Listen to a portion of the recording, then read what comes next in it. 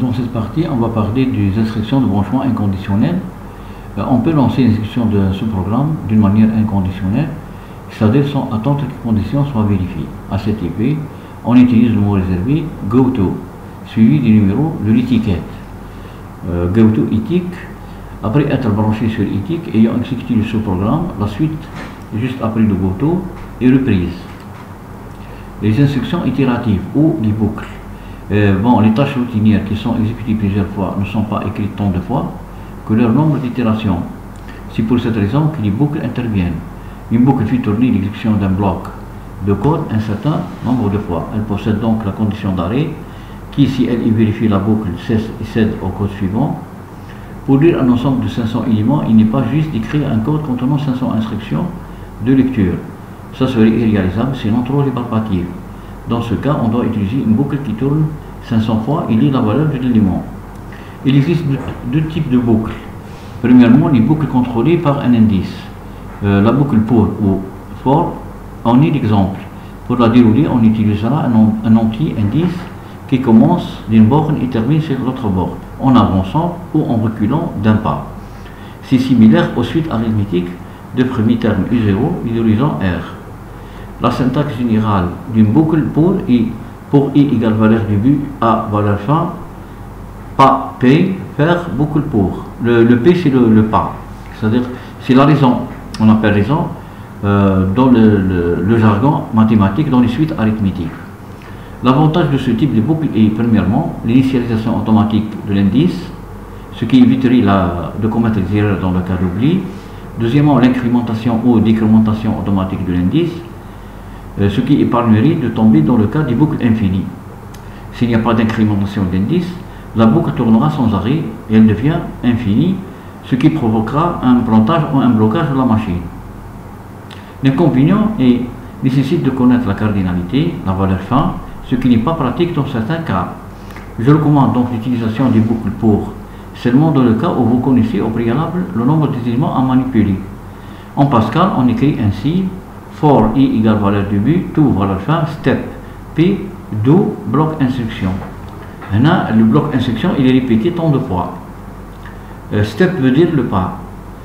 S'il n'est pas spécifié, il prendra implicitement et par défaut la valeur 1. Par exemple, for i égale 1 to 500, do, pign, right ln, donner la valeur de t de i, read t de i. Donc à chaque fois, il doit lire la valeur le tableau t de i. En C++, on écrit, c'est presque la même façon. For, on ouvre la parenthèse, i égale valeur du b, point virgule, i inférieur égal à valeur fin, et plus plus. Et plus plus, c'est-à-dire, il y a incrémentation tel indice. À chaque fois, il incrémente par la valeur 1. On exécute le bloc d'instruction. Par exemple, for i égale 1, i inférieur égal à 500, et plus plus, si out donne la valeur de t de i, si in, t de i. Donc, il demande, il va mentionner sur l'écran, donner la valeur t de 1, après t de 2, t de 3, etc. À chaque fois, il doit attendre la lecture à la valeur t de i. En Fortran, par exemple, on écrit ainsi do i égale valeur du b, virgule valeur fin, virgule pas, bloc instruction, and do. Voilà un exemple en Fortran. Maintenant, on va voir les boucles contrôlées par une condition. Dans ce type de boucle, le bloc d'instruction n'est exécuté que si la condition est vérifiée, c'est-à-dire vrai. Mais si cette condition est fausse, ou on devient, le bloc n'est plus exécuté et le code suivant sera le P. Généralement, les langages de programmation utilisent deux sortes de boucles contrôlées par condition. Dans la première condition, il vérifie avant chaque exécution du bloc. Dans la deuxième, elle est vérifiée après chaque exécution. La syntaxe générale de la première forme est tant que condition est vraie, faire bloc d'instruction. Enfin, la syntaxe générale de la deuxième est répéter bloc d'instruction jusqu'à ce que la condition deviendra fausse. Dans les deux cas précédents, on peut quand même y transformer la boucle pour, elle deviendra ainsi i égale valeur du b, tant que i inférieur égal à valeur fin, faire bloc instruction, i égale u plus pas, fin. C'est l'instruction, c'est la même chose, telle instruction, ta for la for, l'instruction pour, c'est la même chose que l'instruction pour.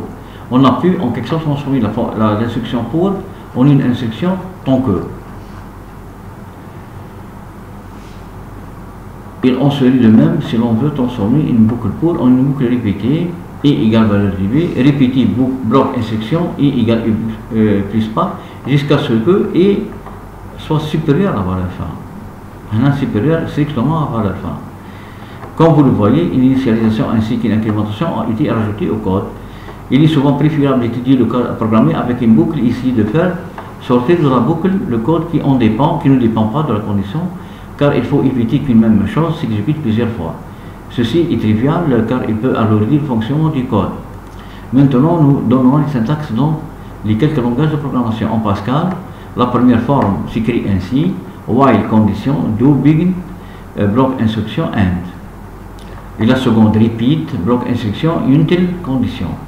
Par exemple, la boucle tant que while, i égale 1, while i inférieur ou égal à 500, do begin write, donner t de i, read ln t de i égale u plus 1. Si l'incrémentation est à l'indice i, à chaque fois, on l'incrémente par la valeur 1. La boucle répétée, repeat, i égale 1, repeat, write, donner t de i, read ln t de i égale u plus 1, until i est supérieur strictement à 500. Dès que i dépasse le 500, on sortira de la boucle. En C++, c'est presque la même chose. While, condition, on ouvre l'accolade qui est le début, le begin en anglais, bloc instruction, puis on ferme l'accolade si on marque la fin. Et la seconde dit do, boucle instruction, while, condition est vrai. Voilà, il y a deux exemples, c'est presque la même chose. En Fortran, ces deux types de boucles n'ont pas d'équivalent en Fortran. Donc en Fortran, il n'y a pas de boucle tant que et repeat.